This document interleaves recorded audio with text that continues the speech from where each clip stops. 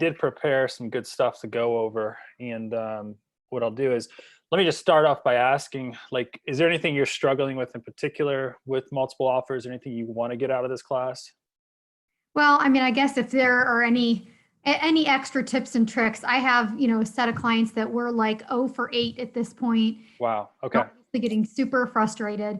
And without them being willing to completely waive the appraisal clause, that seems to be the sticking point. Yeah. But he's waiving remedy, so the appraisal clause is where I think it gets a little sticky, and they don't want to be stuck with that. So I'm offering to throw in pizza. I'm, doing some of these other things to try and get us to, stand out a little bit. But I'm getting stuck there, I think. Okay.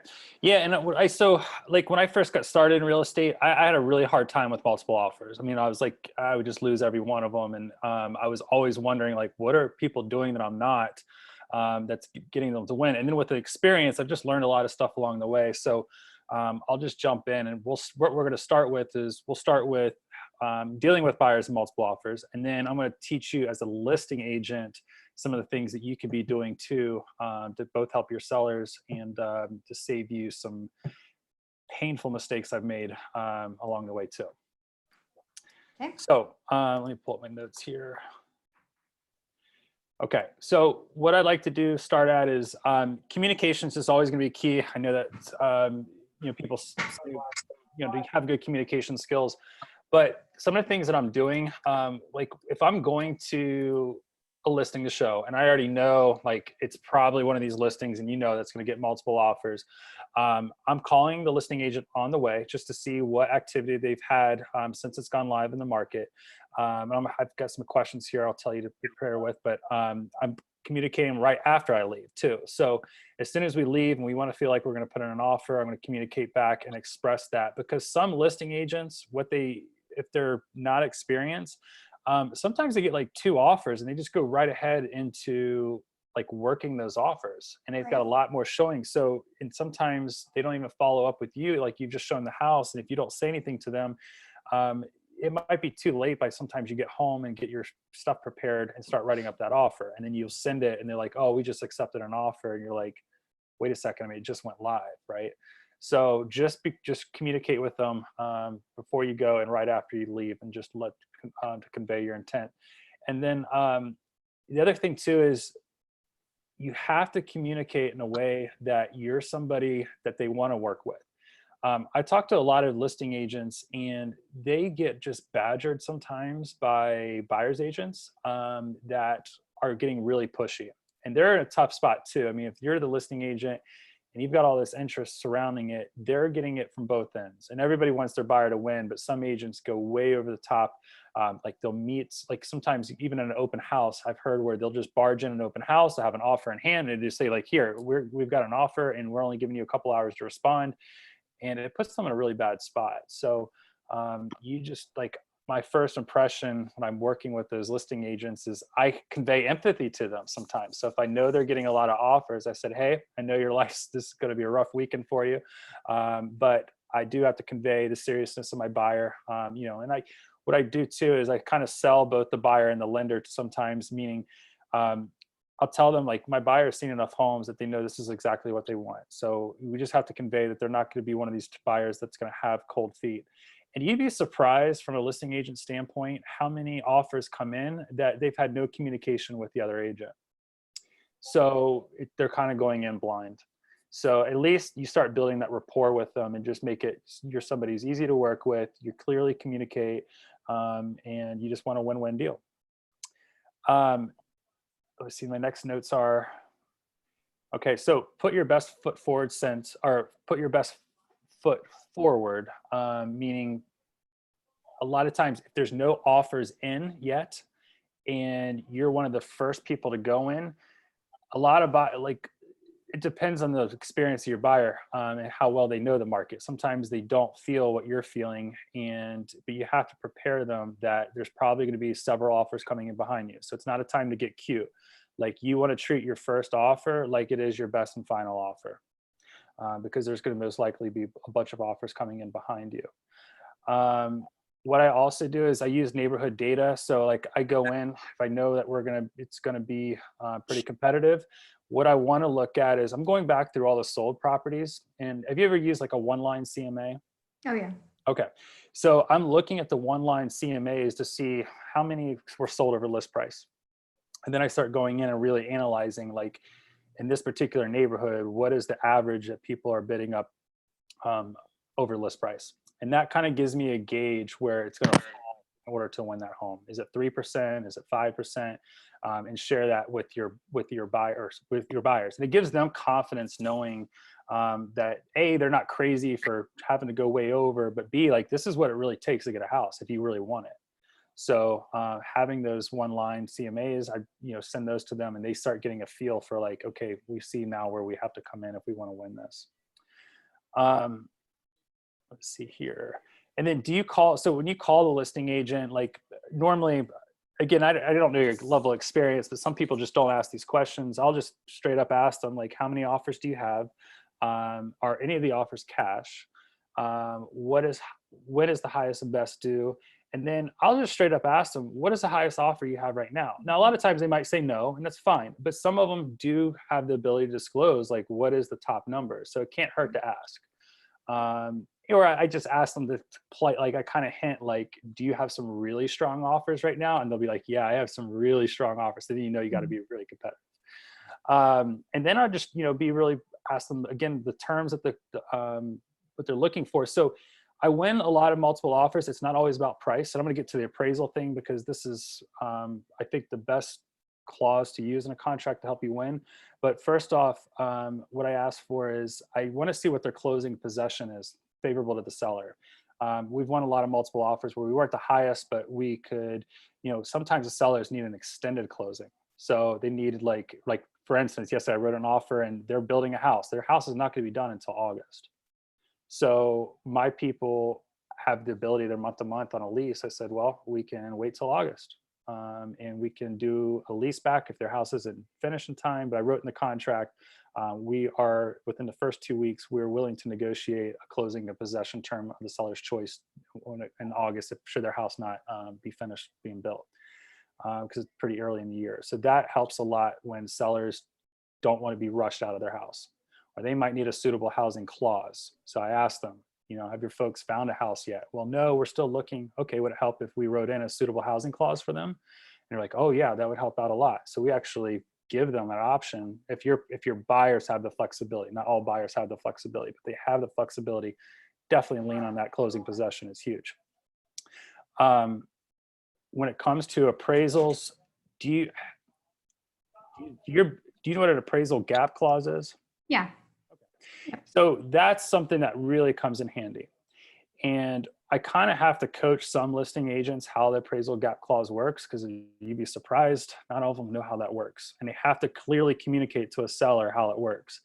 But what I tell them is, look, you're running, like, if they have a bunch of offers on the table, and I'm kind of joking with them, look, I know your price is getting escalated pretty high. And they're like, yeah. So I'm like, well, we're going to run into appraisal issues. My folks have the ability to give you up to 5,000, 10,000, but you have to have that talk with your buyer, and it's worth it to a lot of buyers. They will pay the difference in cash if it means getting that house. So really leverage that appraisal gap clause, and I feel like that's always worked the best for me. But not every buyer has that ability, so if they don't, no worries. Just you'll still have to put your best foot forward with financing and cross your fingers it's enough. Escalation clauses, you kind of have to be careful with these. The reason I say that is I've seen where now, if you give a seller, you're clear with escalation clauses too, correct? Okay. So a seller, what they could do is they could just counter back at the price that was your highest price. So they don't have to, they're not bound to to follow the rules of your escalation clause. If they send you a counter offer back, it nulls that clause, and then they're just going to write in purchase price to be this. So you're already kind of showing your best hand to the seller. I used to use them, but when I got that counter back one time, I was like, wow, that was really smart. And that could happen. So you have to prepare your buyers. That can happen. Okay. But it's still a good clause to use. And I feel like do you see anybody doing like no caps on the escalation clause. Like I'm just going to pay $1,000 over the highest one, no cap. And then if they waive the appraisal clause, it's like, holy crap, you know, who knows how much you're going to be bringing to the table. Yeah, I've never seen it done that way. I've always put a cap on it because if they're less than ethical, you know, they could have somebody else write an offer. I don't know if that would ever happen, but it could. So I would be very careful. I'd just definitely put a cap on it. Let's see here. And then there's actually a really good appraisal, an escalation clause addendum now that's on the board approved addendum. So go and find, if you're ever going to use one, use that one, because it's also, what it means is it's above net. I guess it's the appraisal gap is net of concessions, like seller concessions. So just because let's just say there's a $100,000 list price and we offered an appraisal clause up to 110. Well, that 109 offer might have 5,000 in closing costs paid by the seller. So it's really like a 104. So you want to say net of concessions, but that addendum will protect you in that. It has the correct wording to protect you in that. So use that. Is there the language for the appraisal gap clause somewhere? I didn't find any on DocuSign or on Dotloop, so I've been using language, but is there a one that most people use? I don't think there is a standard one most people use. Yeah, I kind of write it out myself. You know, in the event of short appraisal, buyer willing to cover up to, but no more than such and such, not to exceed purchase price. Okay, but it works a lot. And you'd be surprised sometimes, you know, 7 or 8 offers, you're the only person that has that in there. And another thing I do too is I put a cover sheet on the offer. So when I write a cover sheet up, I just do like in layman terms for the seller, just to get a quick glance of everything that we're offering. It just clearly communicates your offer better. People still doing, you know, buyer pick-me letters? They are. They can backfire too. Some sellers don't like being pigeonholed, you know, or I guess trying to pull at their heartstrings over the matter. So my recommendation is I like them still, but I just make them very short and sweet. I don't sit there and write a love story about their house and please pick us and all this crap. Just tell them a little bit about their motivation for buying, what the house, you know, why that house stood out to them. And then, you know, and then just add a picture of their family or kids in there, and that could work sometimes. But I just wouldn't write a long drawn out thing. Just make it very short and sweet. It does humanize the transaction. I really feel like once you put a, you know, a name or a face with a name, it could help. It could help in their favor, especially when it's really, really close. Some of the other offices have banned their agents from using them, and so really, I don't think our office has ever, you know, definitively said don't use them, but I that they were kind of being looked down upon. Yeah, I don't use them that much, but I don't think they always can hurt, but they, in some cases they can. And then the other thing I would do too is I have my lender call them. So there's so many lenders out there today. So if you're getting some of these crazy prices, some people might feel like, you know, are they really approved for the financing, or how solid they are in the finance. So when a lender calls a listing agent, it conveys that they're very solid and they've been vetted really well.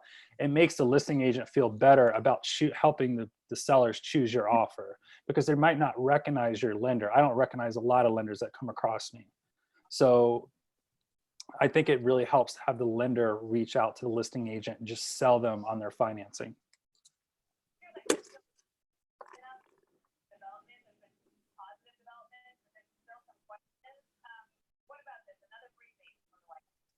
So, and then earnest money too. I mean, I feel like earnest money, as we know, it's kind of useless because it never actually, it's so hard to get. But from a seller standpoint, they do feel better having strong earnest money in the game. So I feel like a lot of people write some pretty weak earnest money or don't add earnest money. If it really means a lot to that buyer to get that house, then just have them put some strong earnest money up. It does show good faith. Do you use a certain percentage? I don't have really a rule of thumb. I think like 2% could be really good. Normally I just do like 1%, But if they really want the house, I'll go as high as 2% with them on earnest money. I think 1% is kind of the norm. And actually not even the norm. I mean, people are, I don't know. It's rarely do I even see them above 1,500 anymore.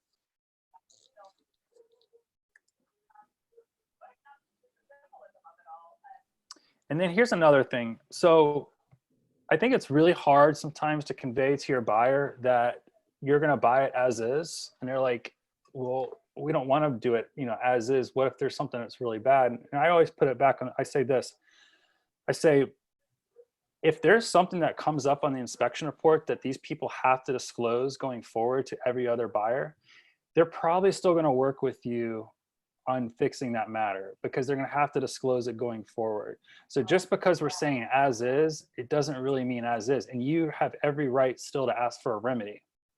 So if we get into an as is deal and I get the inspection report back and there's a glaring material defect, that seller probably is going to work with you on it. Because if you threaten to walk away, then they're going to have to disclose that to every person going forward. And so they're and by the time you're already like a week or two into the contract, so they don't want to lose the momentum and have to go back to the market or go back to a backup offer. I think they would rather just work with you right then and there on getting it done. So buyers, that's just for you to, because buyers sometimes, if you're working a first-time home buyer, like you're saying to go in as is, like they feel very uncomfortable with that. But you also can have a backbone for them and just say, look, it doesn't mean it has to be as is. But if there's something that comes back really bad in the inspection report, we'll go ahead and ask for a remedy. But we're just telling the buyer or seller in good faith, we're trying to buy this as is. So that's another just helpful thing to get buyers over, because sometimes their first time offering, they don't like to do as is. Let me see. The other thing is just make sure the listing agent confirms receipt of your offer. I've had cases where they didn't get our offer and they like to play games sometimes a little bit. So we do have that receipt of offer rule in place. Definitely get the agency disclosure signed and the signature page signed just to make sure that it was received. And then if you're the first offer in, again, we talked about this maybe earlier, but clearly communicate to the listing agent to update you of any offers that do come in. A lot of times they, again, they'll start working with another offer right away if it's better than yours, and you might not have been expecting. So this is more for ones that you're not expecting multiple offers, but all of a sudden another offer comes in. So maybe your people felt like, you know, it's been on the market for 2 weeks. There is no offers. Maybe we can negotiate the price down a little bit. So when you send them the offer, you know, and it's below list price, but then that very same day, somebody else comes with an offer and it's above list price, they might just think, oh, you guys are tire kickers. You're just gonna start working with that other one. Have them, put them on record to clearly communicate with you. I just put it in writing through a text or an email, like, you know, and just say, offers on its way. Please let me know if any other offers come in. And at least they have now knowledge and they have to disclose that to a seller. And then from the other side of it, if you're working, I'm going to get into from a listing agent standpoint. When I list a house, I try not to list it any later than a Wednesday. The reason I do that is I want enough time for the exposure of the listing to hit every, you know, different search portals for people, and people have just crazy schedules right now. So if I list it no later than a Wednesday, it gives people time to schedule throughout the week to come in. And then I put in the agent notes, in the event of multiple offers, please leave it open through Sunday or Monday. I think a lot of times people feel anxiety about the first offer to come in because they're going to give you a very short time frame to respond. Like they might only put 6 hours, 12 hours, something like that. So when I have that conversation, I know that an offer is coming in. Well, let's just say they call me, they left, and they say, hey, we're going to give you an offer. I just kind of buy my seller's time. I said, hey, my sellers are really busy people. They ask, you know, to at least leave it open for 24 to 48 hours. And then that way they don't give you a really short time frame to respond, because you might have a bunch of showings the very next day and you feel like they're just putting you in a position where they're going to get ahead of those showings. It's smart on their part, but it's not, it doesn't help your seller. So I would just coach whoever's giving you that offer to leave it open for a little bit longer before they even write it. Another thing I like to do is I like to encourage lowball offers. So this is for a listing you maybe weren't expecting multiple offers, but if somebody says it's only worth this to me, and they feel like they're calling you to see if your seller is motivated to sell, and you're holding somebody else on the sideline also, you know, is coming in an offer, I just tell them, give me any offer. We can work with any offer. I'm trying to get a lowball offer out of them. That way, when I have an offer in hand, I go back to the other party, and I don't have to say it's a lowball offer. I just tell the other party I have an offer in hand. So it makes them get really strong with that next offer. So your seller might be kind of upset with the one offer, but you just tell them, look, we're going to use this as leverage to get the other offer to come up. So then when we go back to the other people, I tell them, you know, I got an offer in hand. It's a good offer. You know, so maybe put your best foot forward, and they'll put their best foot forward, and you'll get a much stronger offer leveraging that lowball offer. Let's see. And then just convey favorable terms and coach other agents. What's acceptable terms to the seller. So I feel like a lot of times we don't communicate necessarily with all the people and all the showings that come through a house, but I do call them to start, again, because I know the terms that my sellers are looking for. And I want to present them a good offer. So I call them and I let them know, you know, they don't have to do these terms, but I said it's in order to, you know, to what my seller is really looking for, I do convey the terms that they're looking for. And be careful of the financing. Always call the lender first as well. So before I accept that offer, I'm going to at least call the lender, and you might not always get a hold of them. So, you know, again, but it could save you because the lender might give you some more information that might give you a red flag. So I would definitely get in contact first with their lender and see how they've been vetted and what loan that they're actually going with. Okay. And I ask for appraisal gaps too. So I know as a listing agent, if I'm going to get a bunch of offers and not many people use appraisal gaps, I'm going to ask them, it would be favorable to have appraisal gap if your folks can do it. And it makes you look really good with your seller. I mean, they'll think, you know, you put a lot of thought into doing that. It's going to protect them, and they'll feel much more comfortable going with whatever offer they choose when it has an appraisal gap. You use a certain amount based on a price point. Mm-hmm. Yeah, because I don't like to, I can't force anybody to, but I just said it would be helpful. Like, you know, let's just say it's in the 200,000 range. I said it might be helpful, you know, have like a $5,000 appraisal gap. And they get it. And, you know, so, but I do use that a lot. And they will write it in, you know, and if you ask them to. And again, it helps protect you and it helps protect the seller.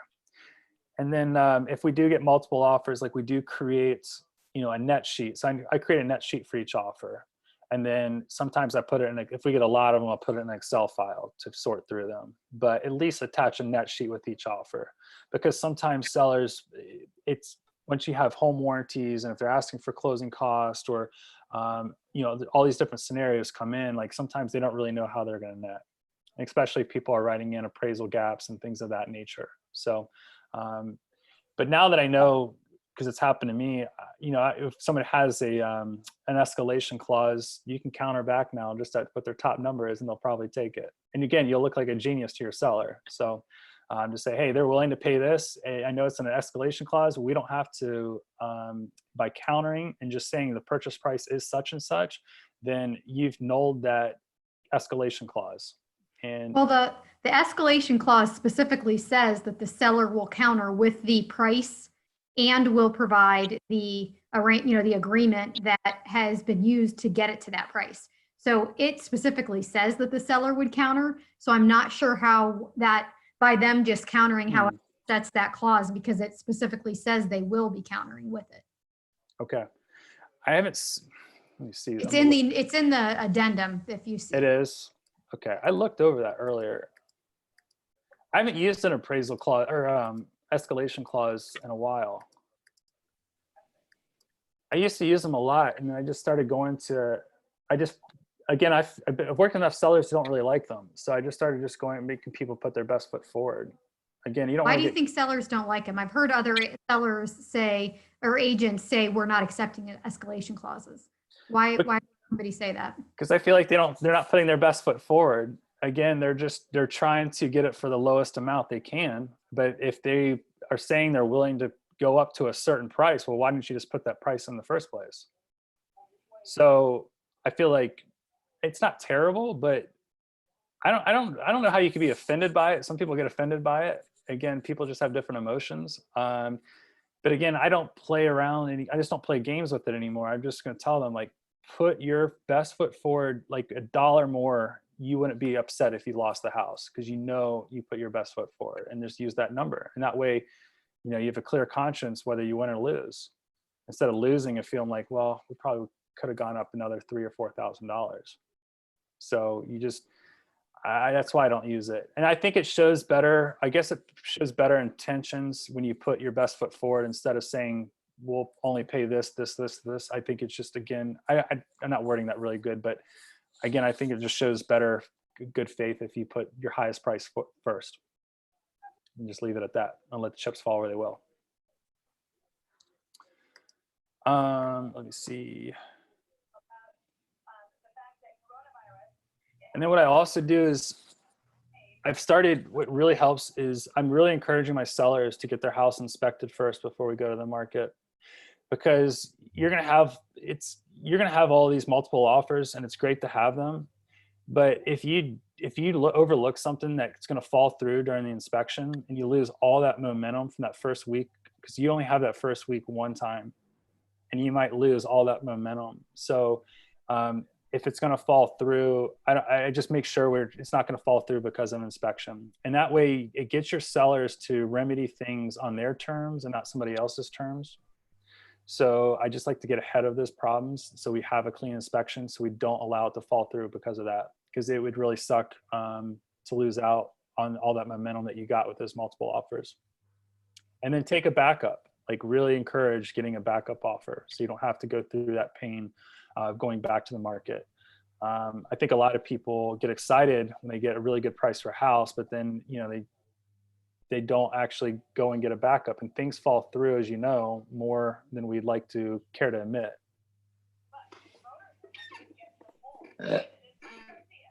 And then let's see.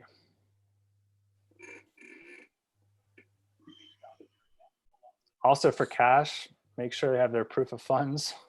Don't wait, like say, look, we'd love to go with your offer. I really need a proof of funds like today.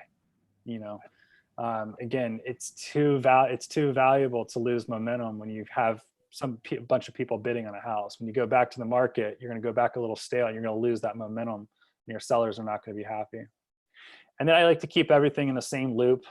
So I create different folders for all my offers, and I just label the offers 1, 2, 3, 4, and just put everything in the same loop. I think sometimes you get all these loops coming in, and it's hard to keep track of. And then make sure, just to protect yourself too, give everybody signed agency disclosures and signed signature pages from your seller. I see a lot of agents don't have good habits of doing that. And your buyers might be unhappy if they don't get that back. Or somebody might call into question your ethics. So, because it gets really emotional. Other agents will try to say that you didn't present their offer or whatever, and you just got to protect yourself. So yeah, I did. Here's the signed signature page and agency disclosure. You have to have both of those. Okay. Who is that?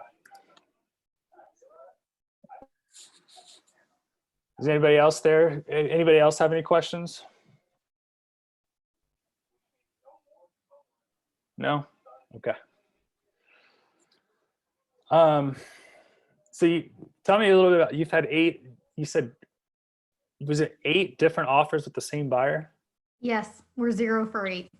And the last few, and again, it's in the 200 price point. I mean, 250 to 300. The most competitive one. We're going 10 to 15,000 over list price. But then when you only put in a $5,000 gap, appraisal gap, it kind of points out the fact that, hey, I'm willing to do some of this spread, but maybe not all of it. So I'm not sure if by putting the amount in there that it is, making it not look like I'm willing to cover the whole thing. No, You you're just haven't been willing to do, just completely waive it altogether. Yeah, no, that's not going to hurt you. Like the 5,000, there's again, just from the other side of it, like I don't see many offers come in with appraisal gaps. So you're going to be one of the very few. I'm surprised it's taken 8. I just know that price point right now. What area of town is that in? It's from Clintonville to Hilliard, kind of. Yeah. The Yeah. 2 hottest ones. Yeah. Yeah.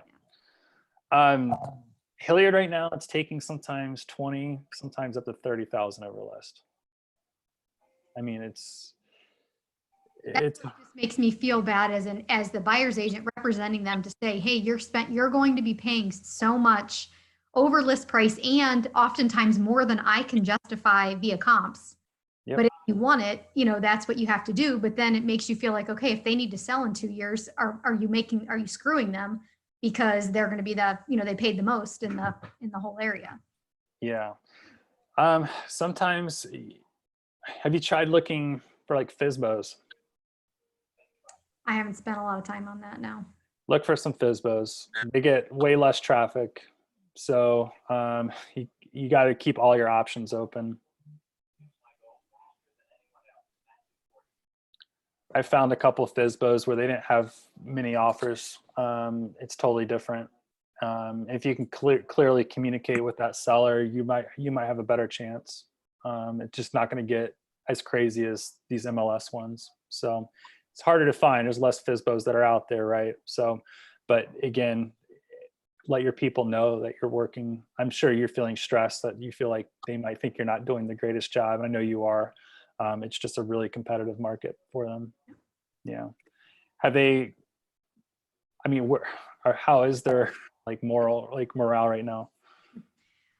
They try and say, we're patient, we'll find the right one that comes along. But after this, past weekend where it was like showing started at 5:00 on Friday on this one house, they had 53 showings by Sunday morning, 17 offers. And I mean, what are you going to do? The chance of us winning some of those are just so slim. And so they're just like, this market is horrible. And I'm like, I know, but I don't know how to, without telling them, here, let's just put an escalation clause with no end. Let's waive the appraisal. Let's do whatever, it's hard to say how to tell them exactly how to win. Yeah. Do they have kids? No. Okay. Do they have dogs, animals? Yeah. Maybe have you used those letters before? Not with this client. I have others, but not with that one, not with this guy. They might see if they're open to it. Just put a short with a picture of the dogs. People are animal lovers. And maybe if do they plan on having kids? Are they younger newlyweds or something like that? I think that's a question mark. So probably wouldn't suggest that one. Okay. Then you don't have to. Sometimes you just say, we want to raise a family in your house. Again, I'm trying to help connect you emotionally to a seller if it's going to be close. Because you've probably been really close, I'm sure, a couple times. Yeah. You've been a runner up like a couple times. If you've done 8, especially if you're using escalation clauses and appraisal gaps. Okay. So yeah, it's frustrating. And then you might have to tell them, like, look for lower priced homes, but they might obviously not find what they're looking for. Yeah, the ones who, they want to walk in and move in and, Yeah, they want the turnkey, nice house. Yeah. Okay. Well, you could too. I mean, you could door knock. I don't know how, but when you door knock, you're not only just door knocking for them, you might get a listing out of it. Right. Yeah. Yeah. So even if it's like, if you know some of the neighborhoods they really like, take a couple hours out on the weekend. I do it. I do it and I say, look, I have somebody who wants to be in your neighborhood. We're just looking for somebody who's willing to, wants to move soon. Is that you or any of your neighbors? And they'll tell you. Mm-hmm. And then you might get a listing out of it. Mm-hmm. Yeah. So any other questions?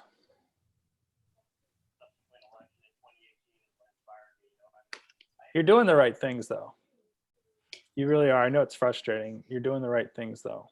Yeah. I was just checking to see if there were some secrets Something else you're missing. I'm not aware of. Yeah, no, question. sure. This is Carrie. Hey, Carrie. Hi.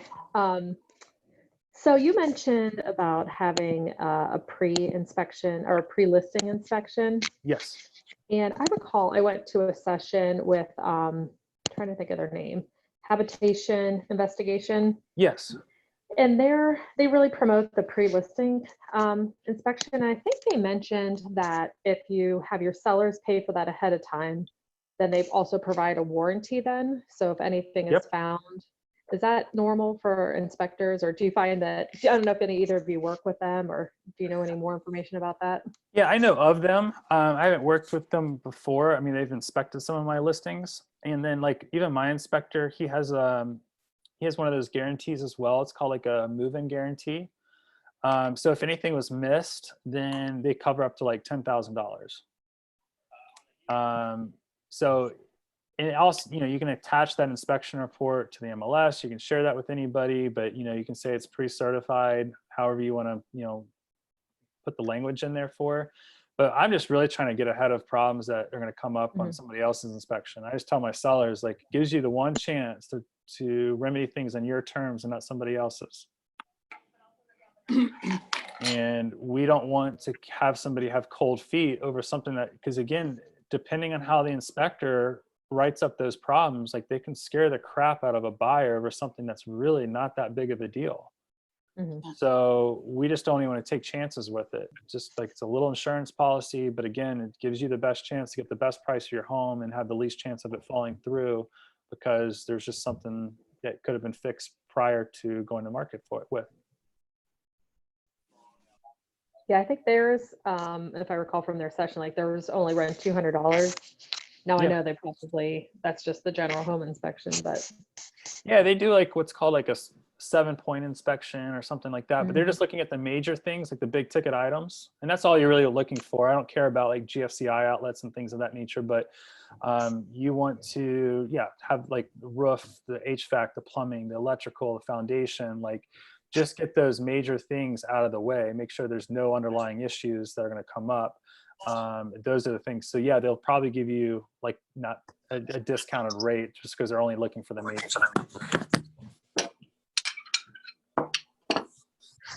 But yeah, I think it's a really good habit to get into doing those. yeah. And sellers, they're actually way more open to it than I thought they would be. But it's a very good insurance policy for them. And then let me see here.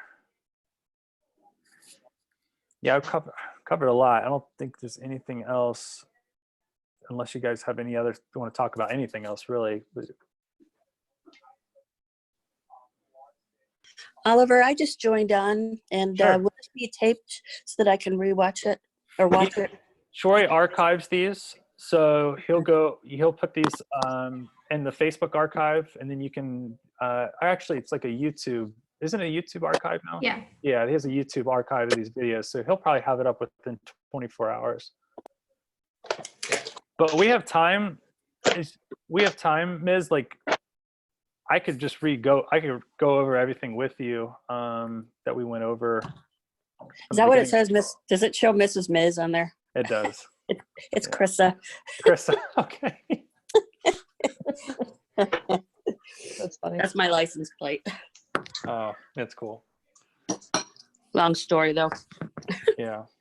But yeah, what did you guys talk about? Or So we went over just from both working with a buyer in multiple offers and like being a listing agent in multiple offers. And so like, Lori's, like we've been talking with her, just trying to uncover anything that people are using right now because it's so competitive.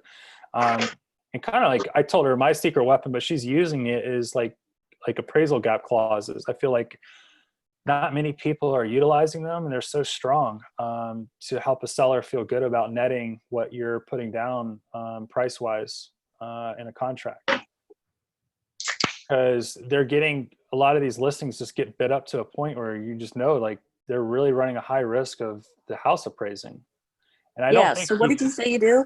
What do you do for that? we use like what's called an appraisal gap clause, meaning in the event of a short appraisal, you will pay up to a certain amount of money to cover the gap of the short appraisal. So you could say, like, in the event of a short appraisal, my buyers will give you up to $5,000 over the Yes. appraised amount, not to And I've, exceed and not to exceed the purchase price. gotcha. Yeah. And then I've also used paying seller closing costs. If I have the buyer, Yeah. if they really want it, if they have the cash, instead of, trying to inflate the price, Yep. they're going to net the same by just maybe pay the commission or whatever. It's a really good point. Yeah, because it also helps in the appraisal, because you're not increasing the purchase price, you're just helping pay some of their cost. So that's a really good way to use. So yeah, you can pay for your own owner's policy and their title fees, and just make sure you know what title company they're using and get a schedule of those fees. Chris, some of the other things we talked about were, well, there's a lot. So I always too, I think another good thing is, we were talking about lending earlier, and I was saying, because there's so many different lenders that are out there these days, I actually have my lender call and introduce themselves to a listing agent, and just to convey the buyer's properly been vetted, and just go over the highlights, the buyer's finances that he's allowed to disclose, and just make them feel good about their finances.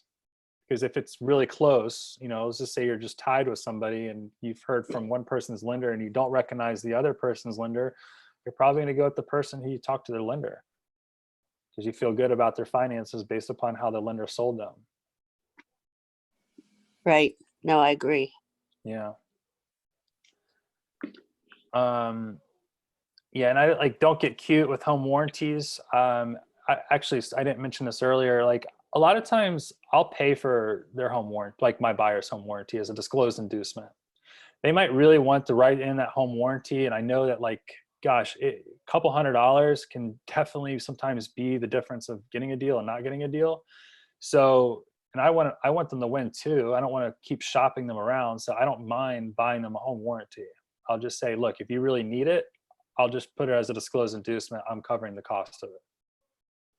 I don't always do that, never lead with it. But again, if they're asking me, they really want to have that home warranty in the contract, and I feel like it can make or break things, I'll just take ownership of it and I'll buy it.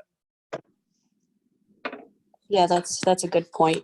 I just basically have been telling buyers, during this time, it used to be that sellers would always offer it, but we're not seeing that happen. And to make offers as clean as possible, you'd be responsible to buy it if you wanted one. Yeah. So, well, it's hard because sometimes we know that it's not going to give you the best chance, but the buyer might really want it, and they might just haven't gone through the process of knowing it's hurting your chances by putting these things in there. So I also said too, as I tell my buyers this, Krista, if you have somebody who is kind of hesitant about going into a deal as is, as is does not mean as is. Meaning, I tell my buyer, we're going to write this as is, but if you're in the inspection, if something comes up that's very glaring that they have to disclose going forward, the seller has to disclose going forward, I said, they're probably going to work with us, and we can still ask for a remedy. Just because you said as is does not mean you still can't ask for a remedy. You can always ask for a remedy. The seller doesn't have to honor the remedy, but there's nothing to stop you from saying you want one. Otherwise, you're still in good faith not satisfied with the contract, and you can walk out. You can still deliver a notice of termination. So again, the seller is going to probably work with you on one big item if it comes up, because they have to disclose that to everybody else going forward. And they're going to lose their momentum that they had that first week on the market, because you're probably now 10 days in after it first went to the market. So they'll probably work. So just tell your buyers, as is doesn't always mean as is. Been on the selling side of that, and it's been very frustrating when they do come back. And Yeah. if it's something big, I get it, but I had some that were $50 small items. It's oh yeah, no intention going into this deal of doing this as is. You were going to ask us for something, and so then it makes me want to have the seller jump ship. But again, we've been in the situation you're a week, 10 days in, and you're like, whatever, let's just do it. But it's super frustrating. Yeah, it is. I mean, trust me, and you're gonna put that back on somebody. But again, you represent the buyer. You don't represent the seller, so you have to do what's in their best interest. And it's sometimes hard to convince. I don't like twisting people's arm to say as is. And I tell them, look, I'm not trying to twist your arm. I'm just saying this is what can happen. But I said as is doesn't mean as is. So I just want to give them the best chance of getting the house. Yeah, makes good sense. Yeah.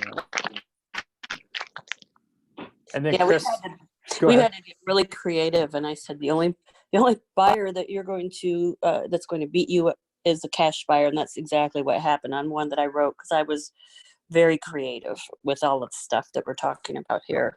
Yeah, Unfortunately, there's a lot of cash buyers out there lately. there's a lot of cash in our marketplace. A lot of people have a lot of equity in their homes, and they're able to buy that next house, cash. So I always ask, I call ahead and I ask, do you have any cash offers? Because if they do, I know that we have to be even stronger than normal a little bit. So that's always good to have that information. Let's see here, Krista, another highlight from earlier. Krista, I would also caution, I would try not to use escalation clauses. I would try to put your best foot forward first. If I felt Totally agree.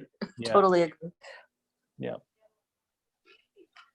I think the sellers just like to see that you put your best foot forward, other than, because I think escalation clause doesn't really convey that you put your best foot forward first. What do you think about these personal letters that were kind of happening before and then they kind of died off? And I still am once in a while seeing the personal letters from the buyers. Yeah, Lori was wondering the same thing. I personally, I think if you do use one, make it very short and sweet. Don't put these really emotional letters about why they're moving and why they need your house so bad, and put the seller just ripping at their heartstrings. It's not fair to them. But I do like humanizing the process, so I just make it very short and sweet. We're so and so. We love the area. This is where we always wanted to be. You have a beautiful house. We've seen many others. This is the one that stood out to us the most, and we're giving you, our best offer. We hope to buy your home. Something just very short and sweet. And then I do attach a picture if they, just put a picture in to humanize it again. Now it could be tricky with fair housing. I think if they are the ones who put it in there, I don't see that as a problem, but I just still think again, putting a face with someone's name can only help sometimes. But some sellers, again, it could backfire, and you have to warn them. Sometimes sellers don't like it. They feel like they're being taken advantage of because you're trying to play an emotional game with them. Yeah, sadly that happened to me. I was the listing side, and we had two offers, and we picked the offer with the nice letter because that was so engaging. Yeah. But it kind of, they backed out after the home inspection just because the house is older.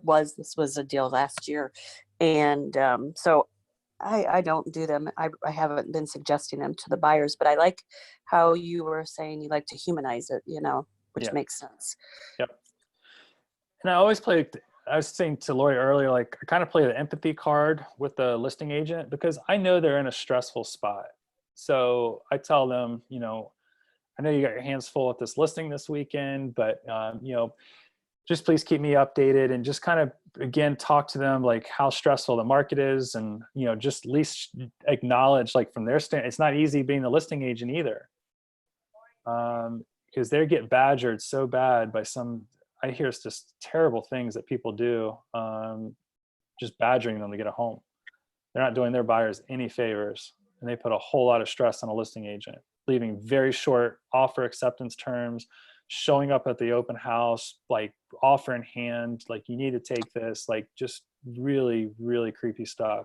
And not that I know you girls know better than that, but if you just, again, I just try to make it, I try to make a friend with them on the phone, and I'm not putting them in any uncomfortable spots. I'm just doing my job and want to just, again, show empathy for what they're having to go through over that weekend, and makes them want to work with you.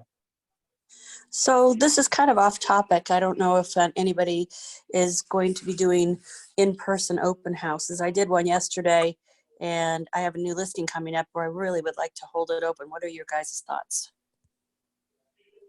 I mean, I still, I would do it too. You know, if my sellers were okay with it, I would start doing them again. But again, I don't like to speak for other people's health and things of that nature. Just take the right precautions. I don't think it's not illegal to do. And maybe just do it where you just have one group at a time come through the house. Okay. I don't think the way things are right now, you probably won't have a whole bunch of people showing up anyways, though. Well, being that I'm not very techie and I've tried to learn how to do these virtual open houses, I'm like afraid to even jump in and try that one. Oh, well, you could I mean, you don't even have to do a live one. You can always just do a pre-recorded video and upload it. You can make, I don't know how like savvy you are with Facebook and things, but you can still make one. Mm-hmm. But I don't think they're not going to sell the house. I mean, I don't feel like I don't like doing the virtual ones. I'll tell you that. I've done a few of them, but I'm just not a big fan of them. Okay. I mean, the sellers, they feel like open houses sell your house, but statistically, they really don't. You know, I do open houses. I'm trying to get more business. I'm like, I'm fine to do an open house, but you know, Right. but statistically, it's not giving them like, it's like a 3% chance of selling it. Mm-hmm. Do you want to do it for yourself or do you want to do it for the sellers? Selfishly for Both. myself, but I do it for the seller. Yeah. It's kind of just part of the marketing, you know. But if you do it, like go all in, because if you're going to take 2 hours of your time in the weekend to do it, then like I do properly market it all week long and try to drive as much traffic into it, because if I'm going to work it, then I want to get some business out of it, you know. And I do go out and I'll door knock, invite the neighbors, because a lot of times you'll find somebody else who's going to be selling shortly too. They're going to see you out in the field working their open house. So they're going to, that's a strong agent. Yep. Mm-hmm. Hmm. And I just tell the neighbors like, hey, I know like a lot of times, and I just tell them a lot of times we find buyers from the neighbors, because, you know, they know people who want to be in the neighborhood. So we're inviting you or anybody else, you know, like 123 Main Street down the 123 Main Street. We're going to be open on Sunday. We'd love to have you come through. And if they see you working it really hard, and they in their back of their mind, they already know that they're listing in a couple months, they might either A, tell you, or B, reach back out to you because they see you working hard. Great point. Great point. I've gotten 2 in the past 6 months doing that. 2 listings from door knocking. Do you door knock with a mask? Oh, right now, no, I don't. I'm not doing. That would creep people out. Sad, but yeah. But then like running an open house too, you just have to have a really strong mindset going in, and have a plan of action to capture people's information.